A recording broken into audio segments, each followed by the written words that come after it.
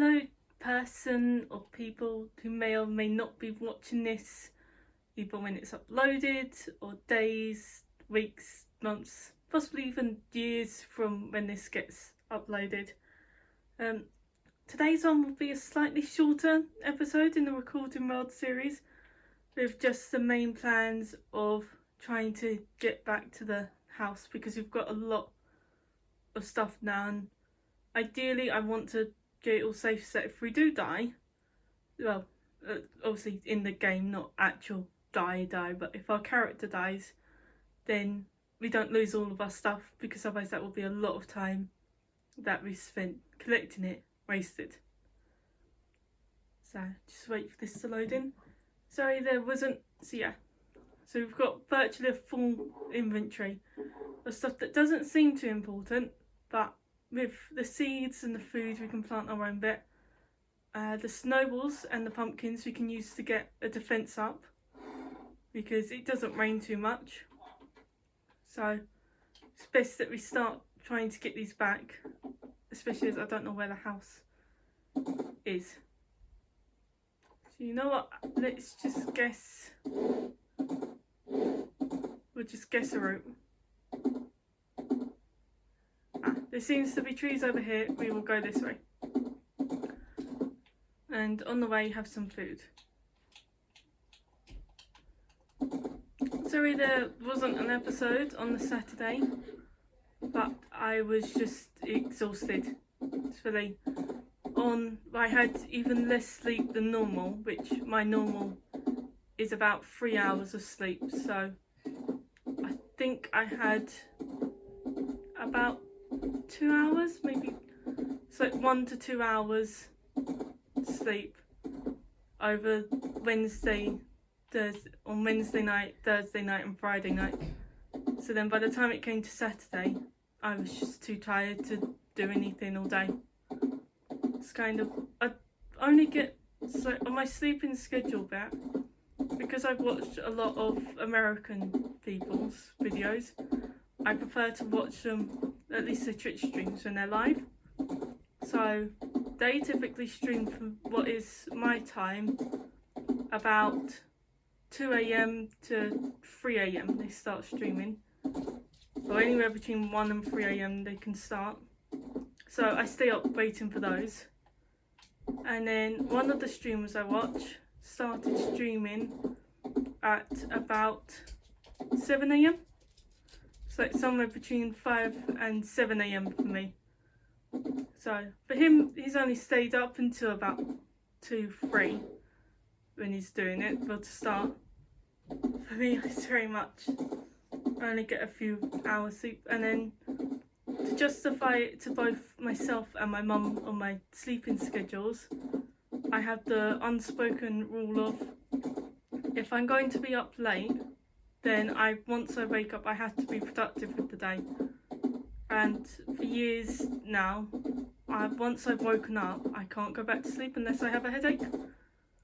So I then won't go back to sleep at all until around 3, 4 AM the next morning, which is kind of fine. I've started making it set on Tuesdays. I now have to go to sleep before 2 AM because I was starting to just crash, and I missed a few streams from where I crashed, and they typically don't do anything on a Tuesday. So it's my night of gather a few hours extra sleep. At least I try to do that anyway. Doesn't always work out, but I try to.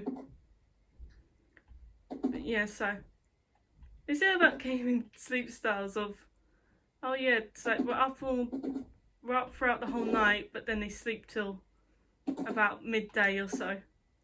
Yeah, I just don't want to say I have that style, but I then just don't go to sleep throughout the day.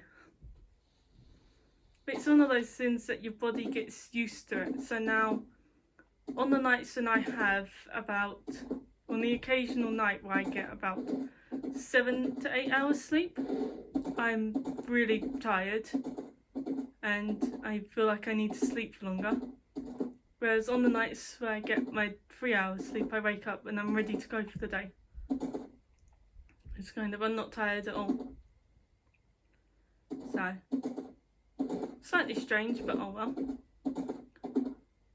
Yeah, and then, so funny, well, not so much funny story really, but I try to limit going outside as much as possible, purely because nature and me just tends to not agree. So then my mum decided, oh yeah, when it's summer, and gnats have always loved me. I always get gnat bites in summer. Every single, even in winter actually, I get gnat bites. So they come out just for me. And my mum decided over the weekend, oh yeah, it'll be a fun idea. Let's go to the park, well, to the woods, where there's a lot of open sewage bits, so there's going to be gnats galore, but you'll get the dog out and have a family outing bit.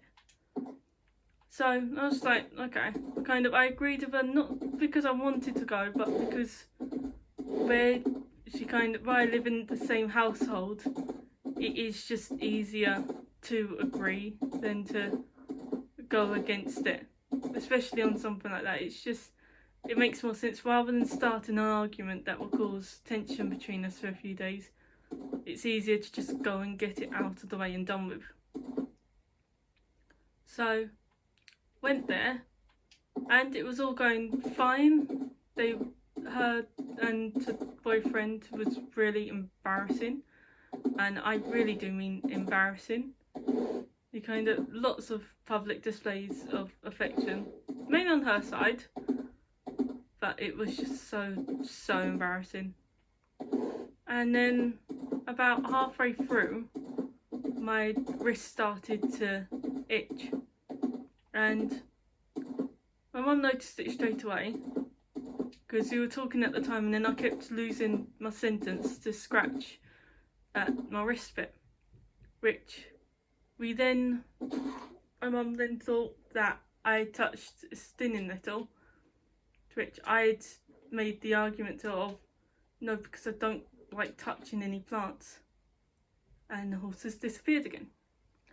Little side note, something I noticed on Xbox that happens every now and again is if you get off the horse whilst it's moving, it doesn't despawn, but it disappears.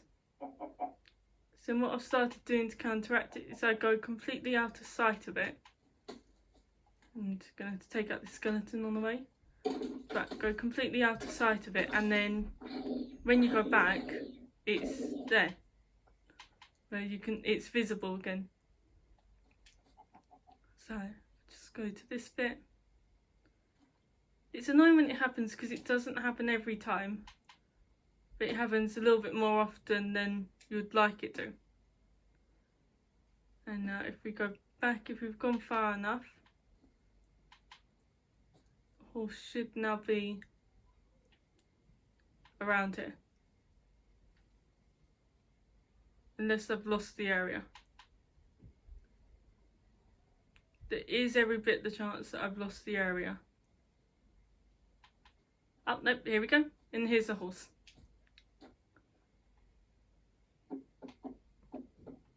Right, let's try and find a different way across. No, so yeah. So, because of how, when I was younger, my family had an allotment that we used to have, or that we used to tend to. And there was one plant there that looked like it was a giant, I think it was called a bell plant, but it was a giant white bell shape, which at this point I still had a very, very active imagination. So then I would see that, and I was fine at first, but what with walking past, so it was taking over the little walkway, which started to worry me. And then that combined with my curtains, which are quite old, they've been in my family a long time, but parts of the designs, well, the design on it is plants, except some of it looks in my eyes as though it's plants that are dripping some sort of liquid onto what is a leaf but looks to be an animal. So it went down in my head as it's plants that are poisoning animals. And then at the same time, we used to have the conservatory windows open, which our conservatory, we have a little room built onto the back of the house, which we have a table in, a fridge and washing machine. And we used to have that window open a lot, where then there was the plants outside it, where we had the window open the whole time, started to grow through the window and into the house.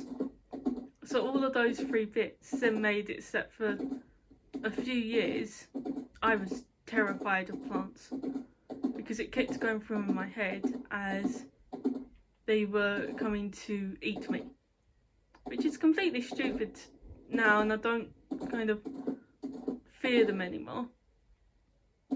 I don't like plants, but it's kind of I can be in the same room as one, and I generally just don't like the feel of them, so I won't touch them. That kind of, yeah, it terrified me, and that went on for years.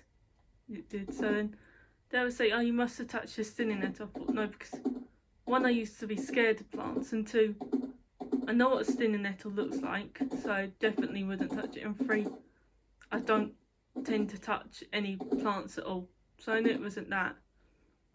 And then I had a feel around, and I noticed parts of it were slightly raised, and what with how my mum had just before then kind of swatted away and that from biting me, I put two and two together that it must be gnat bite, which I still thought was strange, because although they've affected me badly, I've never had them affect me that much, especially as at that point it was only one gnat bite.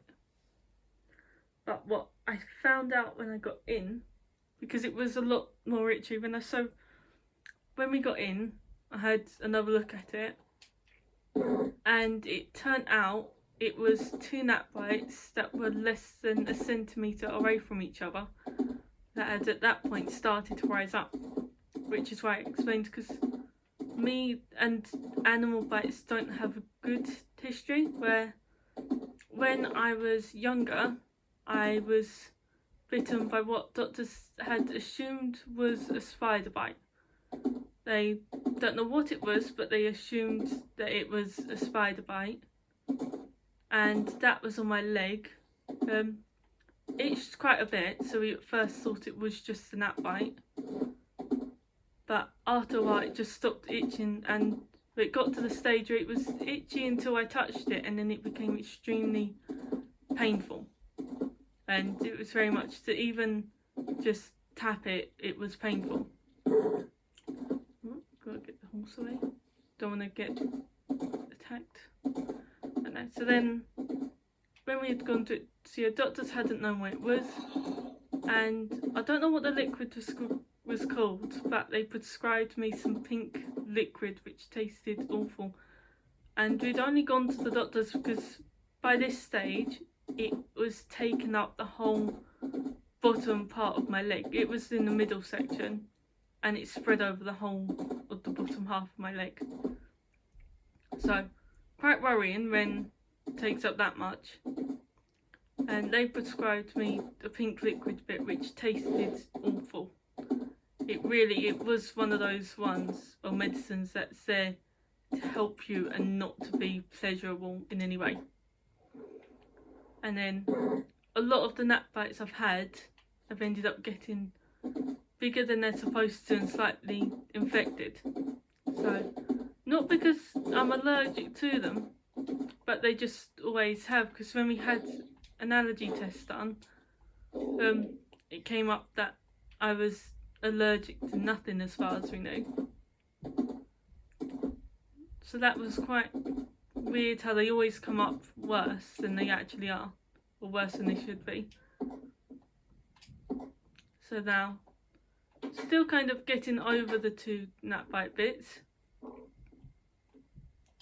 And this is a strange one. I haven't seen it like this before. But no, so I'm currently getting over those. I've been putting a cream on them, and they don't itch for most of the day. Some parts of the day they do, but for most of the day they don't. It's mainly when I start thinking about them. So I probably shouldn't be telling a story about them, but oh well. Kind of told it now. So that was my Saturday. Let's see. So we didn't come to this village before, which means we've either gone completely the wrong way, or we were taking the quick route. I'm not sure. What I might end up doing is making a copy of the world to try and find where the house is.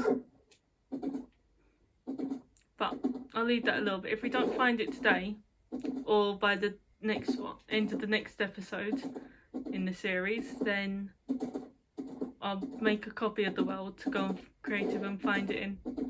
Because I've got a strong feeling I'm just going the wrong way now. I'm gonna keep on though.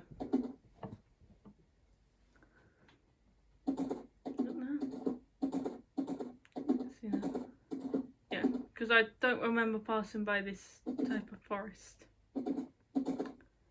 Great. I really should have taken note of it. But, oh well. And I know I could go back and watch the old video bits, and although I do still have them saved to my phone. So, the second funny story. It turns out on YouTube that if you watch it, it counts. Oh yeah, I told this last time. So yeah, I don't want to watch it because it counts as me being another viewer for it.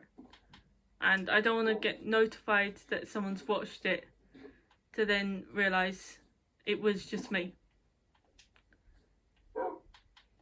Well, so we've now got 4 dogs.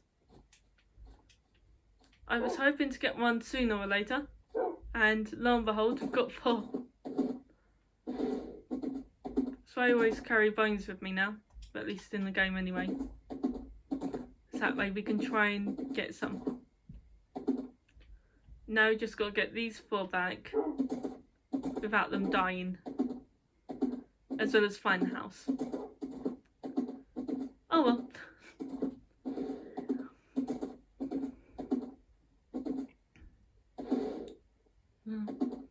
Oh, but so my garden gets visited by a lot of birds, and normally they come along, they go over the conservatory roof, which seems to be plastic, and they make tons of noise. It's always it's about half an hour of them running back and forth, and if you can imagine claws going over plastic, about half an hour, and then they stop for 5, maybe 10 minutes if I'm lucky, to then come back and start making more noise again for a good half an hour more. And this will go on for hours at a time, on every single day for days. So I normally get the broom bit and then bang the broom up against the roof and it scares them away, or I send my dog outside to go bark at them, because it really is so loud that it just gets, right, they've already got her, it gets on my nerves. So then there was one recently that was a magpie, and it decided, we have a little water butt next to the house which is supposed to be for decoration, but my dog's decided she likes to drink out of it, so it always has water in there. Horrid water, but she's decided that she likes it. And there was a magpie that's come along which likes to bathe in it. So the other day it would go in for a few minutes, get itself completely soaked and fluffy and puffy. It was just get itself drenched in water, and then it would go and sit on the fence and rub itself dry, which I found quite strange. And it got itself half dry, and then it would fly off, and I thought, oh okay, it was done. But as it turned out, it then came back about 5 minutes later, where it then went back in the water again and was in there. Yeah, I'm going around in circles. Okay, so went in the water and it did the same routine. Got itself absolutely soaking wet, had its and then went and dried itself, and it did that for a good, I'd say, hour before it finally stopped and flew off for the day. And where I sit in my room, I have the perfect view of it doing that, which I found it quite strange that it was doing that, because I was thinking, well, make up your mind, do you want to be wet or do you want to be dry? But I didn't think too much of it. And then the next day it came. My mum has developed a habit of putting out food for the birds, which I don't mind too much, except then it attracts them when I want quietness, and they make so much noise. Between them walking over the ceiling and them just being normal birds and making normal bird noises, they make tons of noise. So I started to hate them slightly, but and then after that though, it would look at me, and it looked at me and I looked at it with eyes of it wanted me to give it food, and I was giving it eyes of, I'm not giving you food, because to be honest, so the birds can go and get their own food. There's plenty of worms in the ground and grub bits for them to eat, and plenty of other neighbours around that will give them food, to the point of they don't need the food that I would give them. Plus I thought, if I don't give it any food, then it will go away and it will stop making any noise, which it hadn't made any at that point. And after about half an hour of it trying to stare me down and me watching it to see if it was still there, or glancing over, it finally decided to leave and gave up on the fact of me giving it food. So I thought, oh, okay, it's finally done. And then you would think that would be the end of it, of it's realised it's not going to get any food off me and it just goes away. But it doesn't. Instead, what it does is it came back yesterday and it had a big chunk of roll in its mouth, and it looked at me because it sat directly where it knew I could see it, and looked at me with a look of, see, I got this food without you, I don't need you for food. And then it was there a few minutes, it waited to make sure I'd seen it, stayed a little bit after, and then it flew off again and didn't really come back. But it's come back today, and it came back, no, the food was 2 days ago, so oh yeah, that was today. So I'd already decided by this point, you know what, the birds can stay. I'm not going to send that bird away. It doesn't make any noise and it's not bothering me. If anything, I've started to like it, it's grown on me. And then it came back today and there was a bunch of pigeons around the house, which, oh, we've been here, okay. So I think it's just this way then. So a bunch of pigeons around the house, which they normally, them along with the little brown birds, which I think are sparrows, although I'm not entirely sure. I don't make it my job to memorise what birds are which, because I don't. They normally, they're just all there all day and I don't care about them. So then it came back today, and I think it likes the quietness as well, because it never caws, never runs around, but the pigeons who were making noise it went and flew at them. It scared them off and then sat where they were. And so very much in the way of, go away, we want the silence. So where I'd already decided that that bird could stay, that bird's definitely staying now. I'm never, like the other birds, I will send Jess out to bark at them and I will make sure they go away.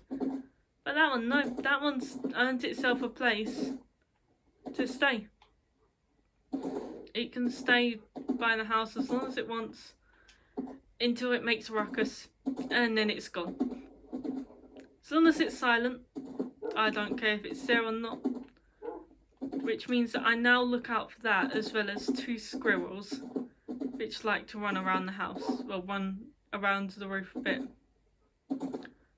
I noticed the squirrels just before winter and they were really nice. Kind of bit they go running along the fence and then up onto the roof and over the roof. And sometimes they have a little sit on the fence and you can see the little bushy tail waving in the wind. And they're adorable. So I look out for those, and now the magpie who comes along. So it's kind of, it's nice, but at the same time it's annoying because now if they don't, so during winter I worried a lot about the squirrels because they weren't there every day. So I was then worried that they or just weren't coming back anymore. Bloody heck, there's a lot of mobs.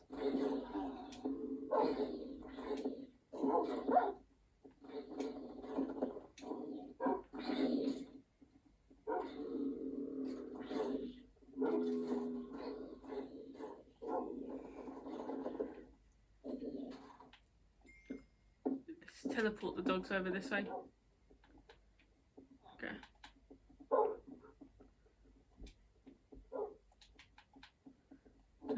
Food for them. Oops. We get the horse in a pen.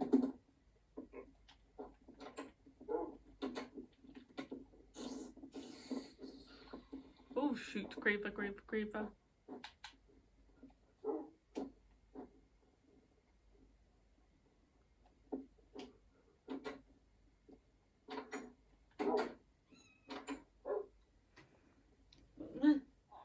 So that's the story of the animals that are now visiting my house.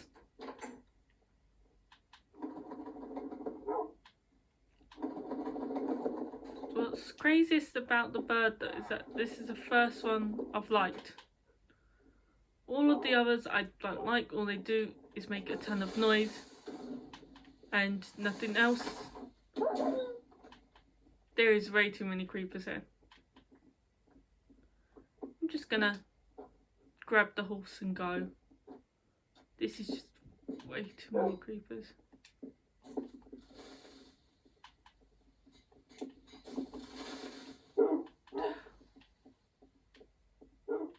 Here, there's sugarcane. Ah, there's the horse. Oh, there's a wild one. Maybe it was a good thing we got lost, because now we've ended up with, I think it's about 8 dogs. I haven't counted them though, so don't quote me on the number. But we've come out of this with about 8 dogs. Let's see now, where's the chest? There's always a chest with this.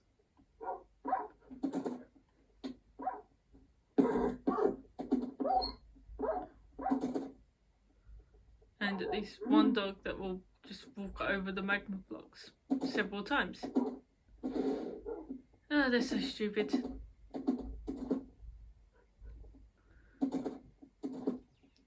But no. So speaking of the gnat bite bits, so they kept getting, they had got worse and they were itching a lot more this current set. When at first I thought it was just from me moving my hand, and because they were right on the, not so much more on the wrist, but more kind of just underneath my pinky finger kind of bit. in between, about halfway between my pinky finger and my wrist. And I thought, if this is happening when I'm just moving my hand, so especially when it's on my right hand, I've got no chance of these being healed anytime soon. Where I then realised after half a day's worth of having it itch a lot every time I moved my hand, the thing it was catching on wasn't my hand, but it was my watch which I had on, because it kept brushing up against it. And by this point I had tried putting a plaster over it. I tried using my mantra of mind over matter. It's very much, I use it as a thing of, if something like that is itching me, or say kind of my leg's painful from waking up from a dead leg bit, it's kind of by saying mind over matter, it's telling myself this is all in my mind. I'm telling myself there is no pain there, it does not itch. And after a few times saying that, the pain and the itching lessens until there is none. It's very much, not all of those things can go away, but not that mindset can't solve everything, but I found it can solve enough that it makes it useful, because it kind of, it helped with going to the hairdressers a lot, because a lot of the ones I'd been to would be really rough on my head, and I've got a sensitive scalp. It kind of, the slightest bit too much pressure and it gets quite painful. So by telling myself kind of it wasn't there, it helped me to not notice it and to be able to sit through the appointments. So I started using it from them, and I still use it now on a lot of things. But so then after, and that bit hadn't been working, so I took off my watch for a little while and then proceeded to lose my watch for a little while, or for a day, until I found it this morning.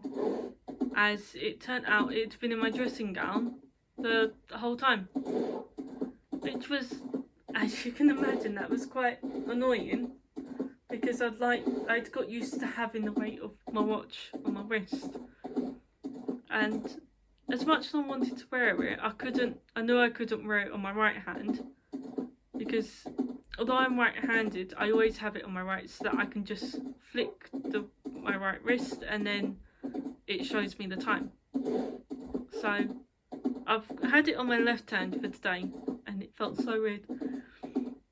It was so weird just having a weight on my left wrist. It's got easier, I don't notice it as much, but it doesn't feel right having it on there. So looks like tomorrow I'm gonna have to just put up with the itchiness, because I'm putting it straight back to the right wrist tomorrow. And lo and behold, we have found the house. Oh my goodness, I didn't think we would see the house again. I thought we would be away from the house for ages. So let's just grab this bit, put the flint in its place, and make chest, a double chest. So now we're going to put everything in that we can't immediately use. Well, just everything in for the moment. We'll take out bits later. So for the farm, we're going to need the beetroot seeds, the potatoes, the regular seeds, the bone meal, the water bucket, some of the watermelon, and some of the pumpkin. And then we'll grab some iron as well to make another bucket.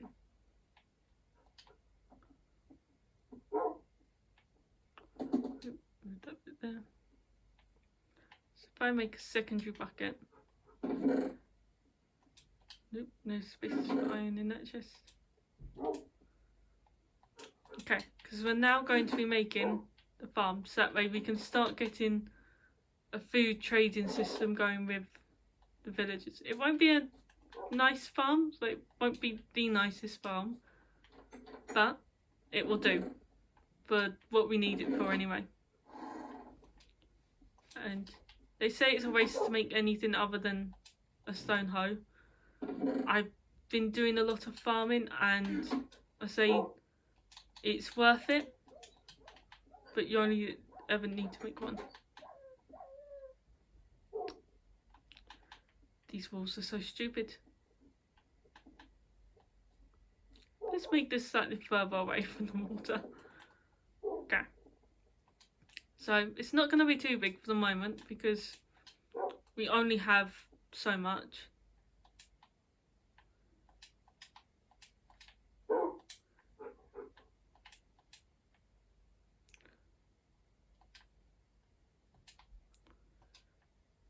Just do that bit.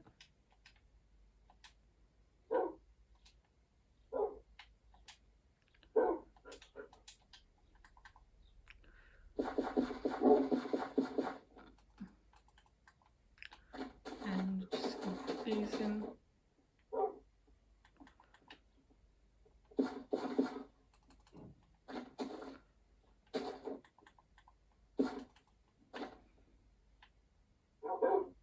Push the walls out of the way.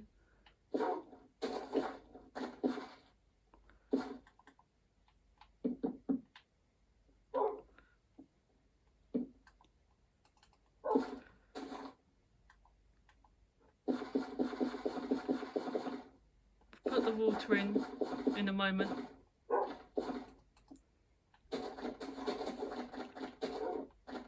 So this is that we can trade with villagers and have food for ourselves, because once you reach a certain stage with the villagers, they give you quite OP items. Okay. Let's just make an infinite water source quickly. So as it is, I plan on getting a librarian up until its maximum, so that it can give us name tags, and then that way we can name Midnight, which, if you don't remember, is the horse. We also have to eventually name the dogs. Eventually. We'll leave those for now.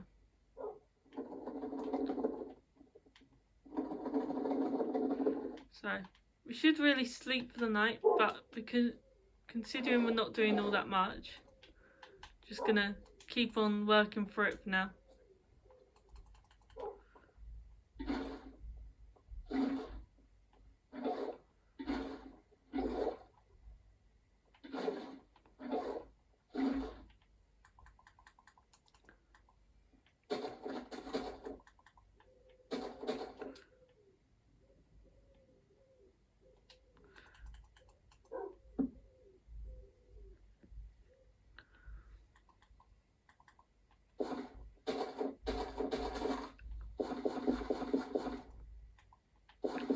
So, I'll put those bits there.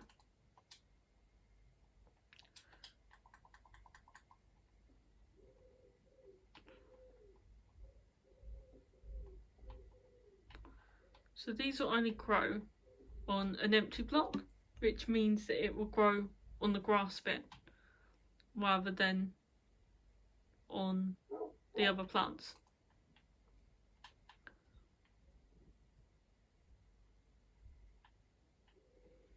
I'm going to do that bit like that.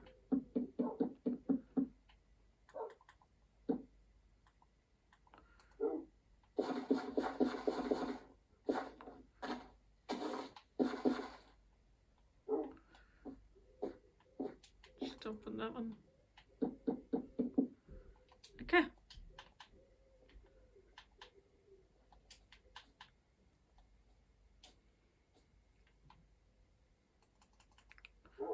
Now all that's left to do is to just fill in the water, and then that's the farm done.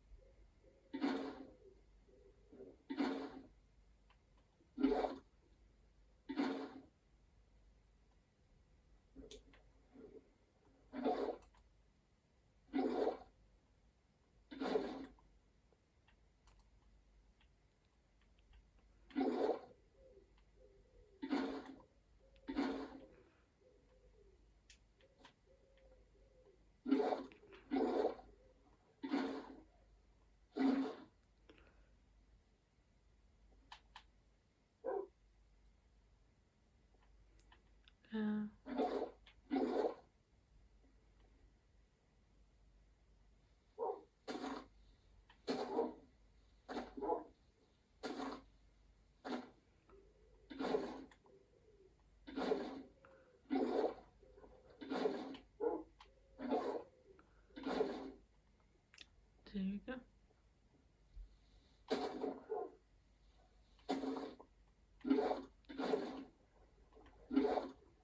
Okay, now the farm's done.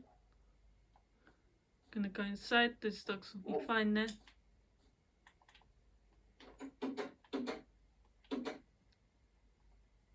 And sleep for the night. Okay. So today was a shorter episode than normal. Purely because it took me longer to get started up. Oh, actually, yeah. What we will do then, as soon as it's shorter than normal, we will make... Nope, we won't sit on the donkey. Make those into snow.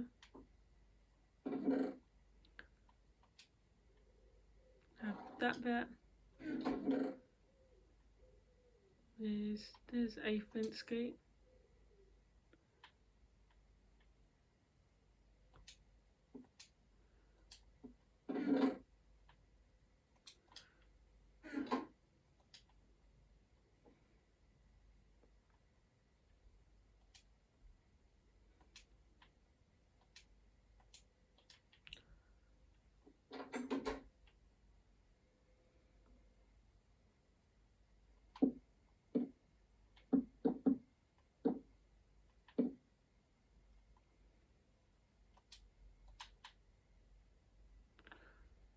We will make our own little guardian.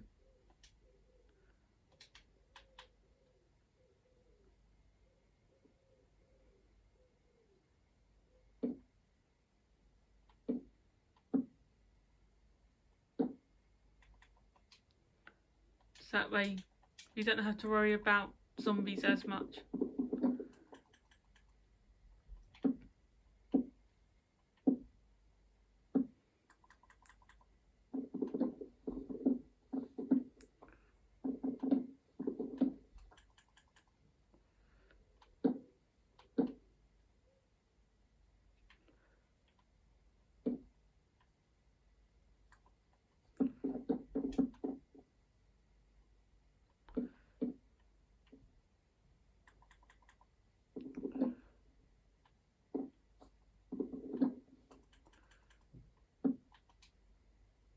Just grab this bit.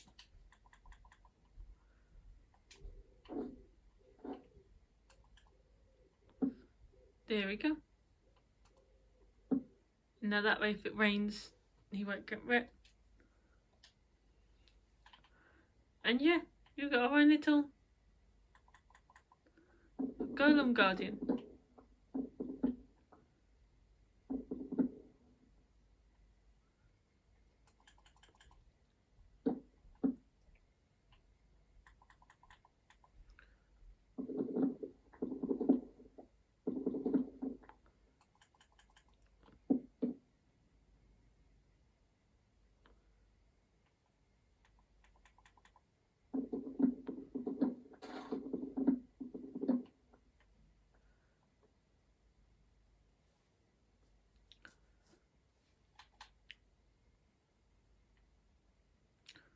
When it was night.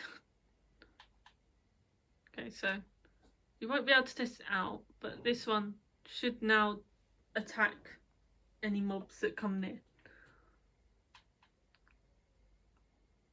Oh, I've got a way we can test this out actually.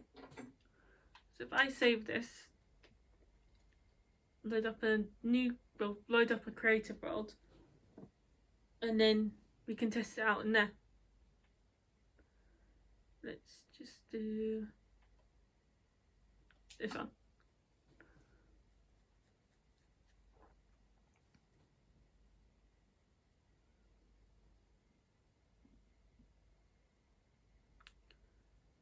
So that way you can get a demonstration of how it should work. Should hopefully be demonstrated in some later episodes, but for now, I also want to know if it will work. So we want nature and then snow, and pumpkin is in this bit.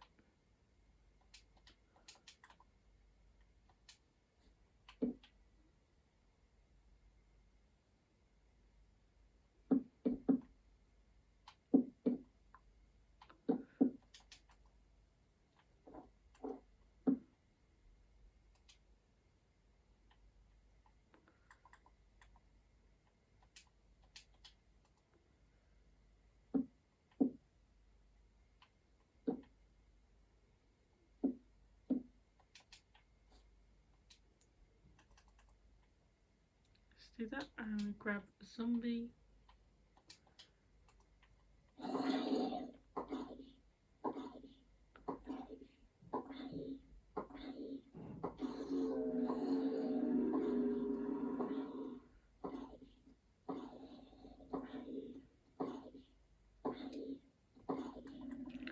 So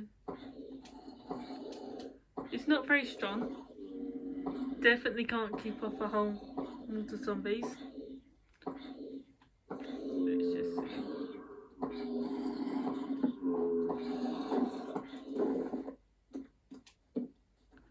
Okay, so we can't harvest that bit.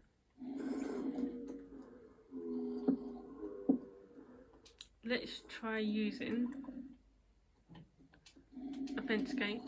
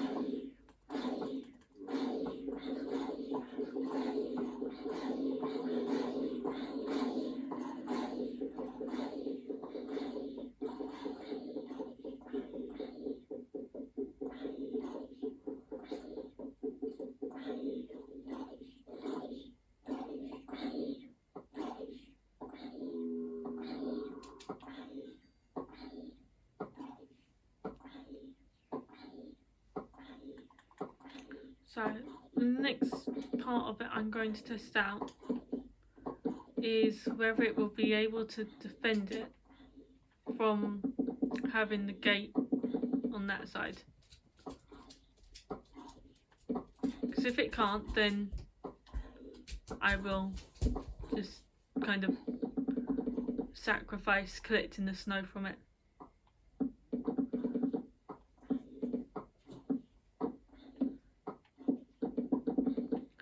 But we will definitely need more of these to make any dent in the zombie army.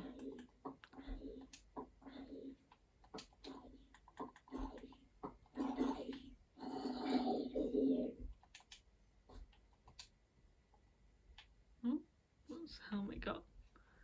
Acro Infinity Unbreaking, okay. So time midnight.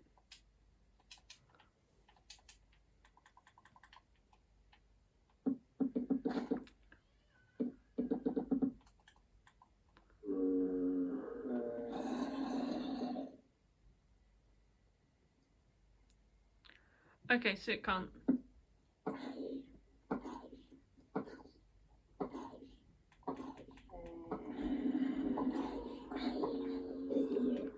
So yeah, so I have one set up inside for dealing with the house bit. Well, for collecting snow from it so that I can make more of them. Because I know that if there was several more,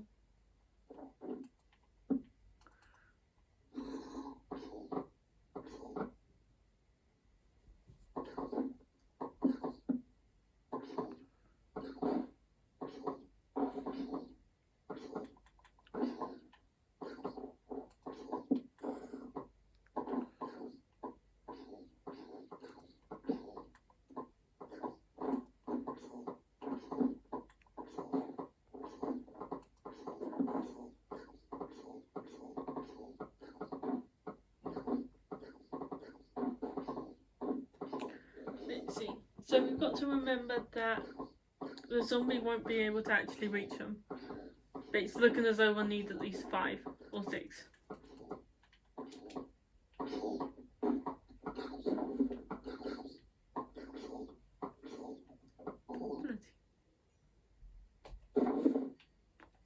Yeah, so it's looking as though we'll need at least 5 or 6 to take down one. Okay, so that is the end of the episode bit here. Thank you for watching if you've been watching it. And not sure what we'll be doing in the next episode, but I should be recording it Friday. And either on Friday or Saturday there might be a little outing recorded. I'm not sure yet. We'll see how the weather goes. Because I can only do it, I can only do it if it's under a certain temperature, if it's not too hot. But yeah. Okay. Bye.